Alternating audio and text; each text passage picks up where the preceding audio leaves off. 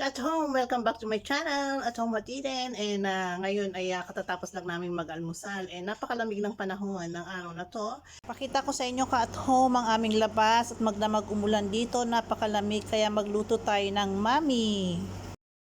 Kung makita nyo sa labas, basang-basa siya. So yan. Basa yan dito sa amin. Yan, baka masa. Yan. Oh. Malamig ang panahon, ka at home. Samahan nyo ako ka at home. Magluto tayo ng mami.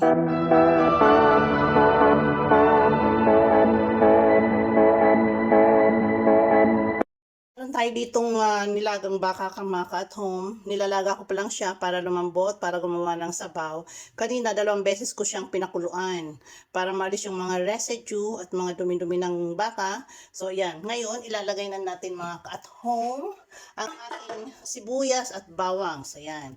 Para magkaroon siya ng lasa habang kukula natin. So, medyo apaw-paw siya. And then, lalagyan ko na rin siya ng laurel. Para pag kumulo siya, magkaroon ng lasa para sa ating lomi or mami. And then, lalagyan ko na rin siya ng paminta. Yan. Pakuluan mo lang yan, ka at home, para maging sabaw siya. So, antayin natin. Lagyan natin ng asin. Antayin natin kumulo yan, ka at home. At lumambot ang baka para maging sabaw. Hello again mga ka-at home. So ito na, malapit na maluto ang ating baka. Parang kailangan natin ng sabaw, di ba? So, pinakulaan ko na siya and then nakaalis na rin ako and then pinalikan ko na rin ulit. And then nandito na siya, medyo malambot na ang baka natin. Yan, medyo malambot na siya. And para yung sabaw niya isa masarap. So, magkakaroon tayo ng lomi. Napakalamig dito ka at home. So, mainit, malamig, mainit na may araw na may malamig. So, yan. So, yan ka at home. Maluluto na siya. Yan. Medyo malambot na siya. So, ngayon ka at home is kukuha tayo ng spring onions sa tanim namin. Samahan nyo ako ka at home. So, andito na tayo ka at home sa aming small garden. So, nakikita nyo ba yun? Yung may spring onion kami doon. And then, may broccoli din kami. And, small tour lang sa aming garden. Ayan. Kasi, gagawa tayo ng lomi, diba? So, kailangan ko ng spring onions. Sabi ko kay Bello, ay kukuha ko ng spring onions. So, dahon lang kailangan natin. Ayan yung mga ka at home. Ayun, nakita nyo ba siya? Ayan. O, see, diba? Small tour sa aming garden. So, ayan. So, ayan ka at home, medyo basa ang lupa.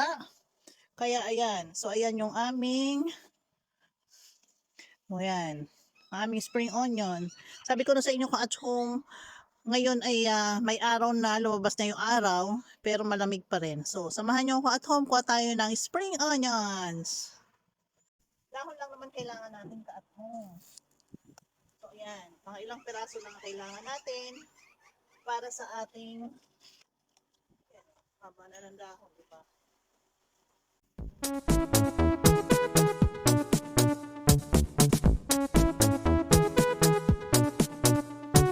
Happy is the perfect word to describe how I feel. When I'm with you, I'm at ease. I can let down my hair. We can be silly together. I don't have to pretend. With you, I'm happy just being myself. In your company, I'm never bored. Yan, tama na to. Konti lang kailangan natin.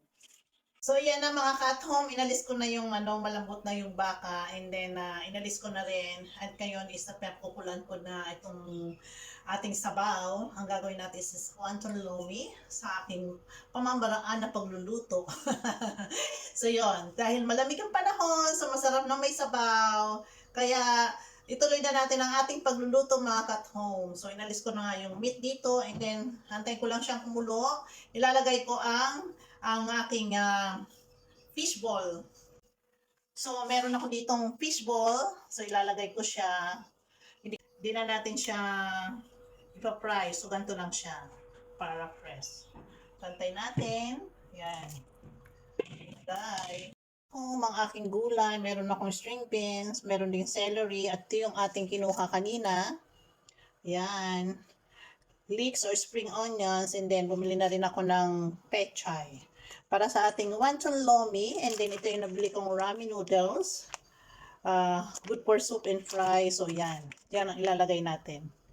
Kaya samahan nyo ako mga ka-at home sa aking pagluluto ng aking sarap na mami. So, ayan, ka-at home, nilagay ko na yung fishball natin. Yung bakang pinakuloan natin na buto-buto, so super lambot na niya. Yan. So, yan. Medyo matagal lang magpakulo ng baka para lumambot yung buto-buto niya. And then, ito na nga siya. Ito na yung sabaw. And nilagay ko na yung fishball. And ito yung mga gulay niya. So, inilalagay ko na rin yung mga gulay. Parang iba-blanch lang natin para magkaroon ng lasa. So, ito yung aming naging dinner namin simula kanina. Pero umalis din kasi ako kanina. Kaya, pumunta kami ng town. Nagpa-check up ang aking may bello. So, iniwan ko to habang naghihintay kami ng oras na pinakulan ko na to kaninang umaga. Kaya nung dumating uli kami, pinakulan ko uli yung baka. So, yun. And then, ilalagay natin yung spring beans, yung medyo matagal-tagal maluto. Yan, ipa-blanch lang natin siya para maluto. And then, pagluto na, tsaka natin hahanguin. Yan, ready na ako. I'm excited na sa aking. Ready na ako sa masarap na mami. So, yan, ang aking lomi in my own way. Yan. Then, lagay natin to, pechay.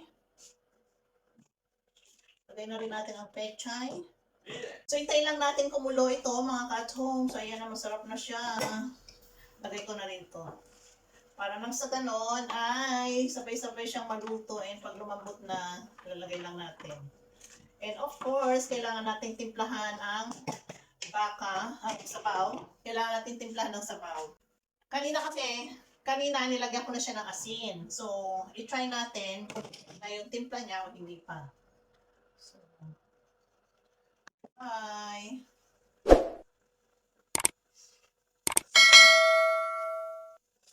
Medyo matabang. So lagyan ko siya ng asin. Yes. So, ayan na. Kung makikita nyo ka at home, makita ko sa inyo. So, ayan na. Ayan. Diba? Blanch lang yan. Ilagay ko na yung mga gulay, yung string beans, pechay, spring onions, and then tinimplahan ko na rin. And later on, lalagay natin ang ating ramen. So, yun nga ka at home, malapit na maluto yung ating mga gulay dun sa ating sabawan. And then, itong ating noodles naman is iba-blanch ko siya sa tubig para maalis yung medyo mantika at yung asin. So, yun, ilalagay natin siya sa tubig. So, ayan lang ka at home. Lagyan natin ng tubig. Yan. And then, labad lang natin ng mga ilang minuto. And then, halong-hanguin natin. At saka natin ay ilalagay na natin. Ready ng ating ang masarap na mami.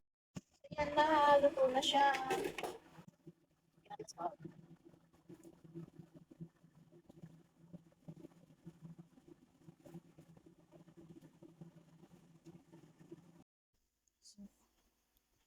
Sarap.